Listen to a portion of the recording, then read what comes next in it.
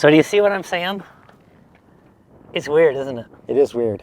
And we're here because a friend of mine fell down in the parking lot practicing his riding. And he went out to practice his riding, and Chris, he went out to do some circles, and you just did them. And what's eventually going to happen is you add speed, add throttle. Right, the more speed we add to the equation, the more weight goes rearwards, the lighter that front tire is getting. So if you keep pushing, going quicker, as you take weight off that front tire, eventually you can get to that point where you lose the front. My buddy didn't understand that, so he was out practicing circles, and because that's a great idea. Go practice in the parking lot. Absolutely, got a great place to play. You might crash into that race car Corvette, but other than that, you got plenty of room. And so, what we'd like to do and what we'd like to change in your practice, Chris, is to ride in an oval, or a figure eight. And the problem with the circle is more throttle. Just keep thinking about logically. This sport is so logical. More throttle unloads the front more and more. As you go faster and faster, it just loses the front because your contact patch is so small. So by making an oval, you'll go down and you'll actually practice motorcycle riding, which is going down, brake when you're nervous, tip into the turn, trail brake into the turn until you're happy with your speed direction, then go to neutral throttle.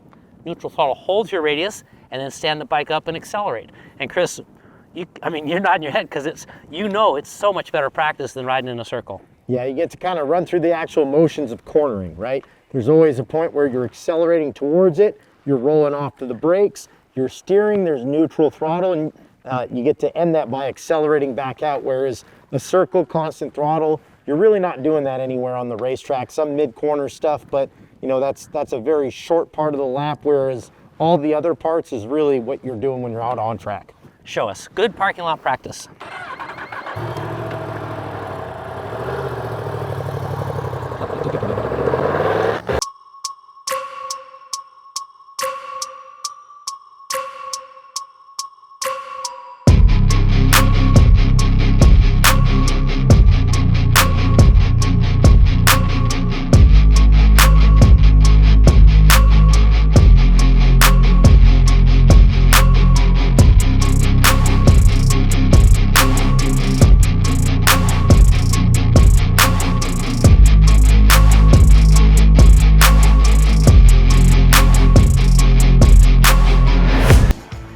Is it a warm, calm day?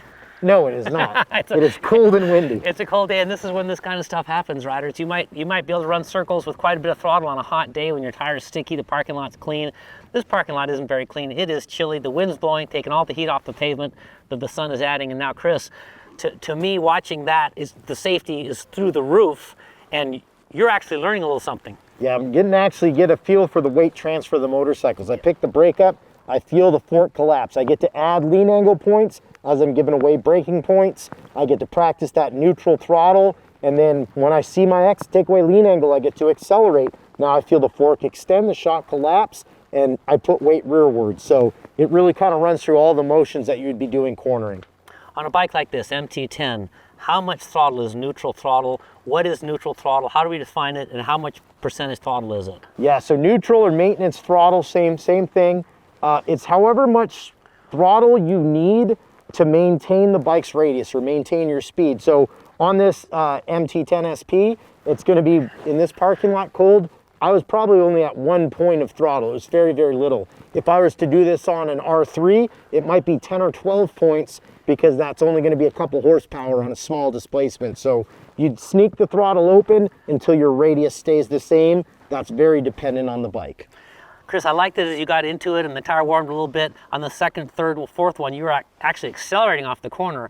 How did you know you could accelerate? Because we get our new riders coming to our school and they're not confident in accelerating. Why were you accelerating? Because I was able to take away lean angle. If I take away lean angle points, I get to add throttle points. So when I was happy with the bike's direction or where I was pointed, wasn't into a threat, into a barn, whatever it might be, I could stand it up. If I take away those lean angle points, I got to accelerate. Terrific. And coming toward us, it's a bit downhill. So you accelerated toward us.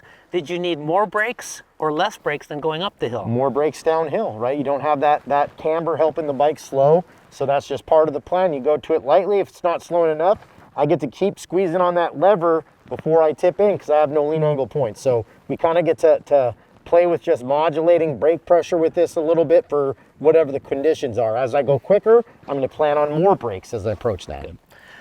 to speak to the problems we see with students, a rider that doesn't plan to brake into the corner in the simple oval, will they ever accelerate? No, because the bike's gonna take forever to get a direction change, because radius, mile an hour. If it doesn't slow quickly, it's not gonna change direction quickly. So they end up making a big, giant circle, essentially, back to kind of what we were trying to get away from, because they're not planning on using the most efficient component.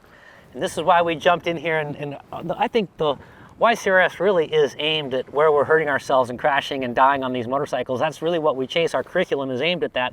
It happens to also provide championship winning racing techniques, which is nice because you can't win championships falling down. So for street riders that want to go to a parking lot and practice, get away from the circle, because you can't truly accelerate because you're not taking away lean angle. Get into this oval pattern that Chris just ran.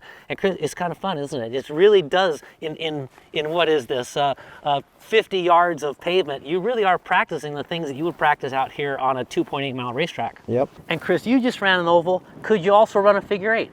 Yeah, it's the exact same thing, and you get to actually work on the transitions from left to right in between the acceleration zones. You get to move your body. You get to run through a lot of that same process. So it is a great idea. Just be cautious first time out, making sure if you've been running a lot of ovals, let's say to the left-hand side, the first time you get on the right-hand side of that tire, it's gonna be a little bit cool. So, you know, that's just part of your plan as you get out there and practice. But this really is what we work on every street ride, every time on track. This really is the concept that we're building towards.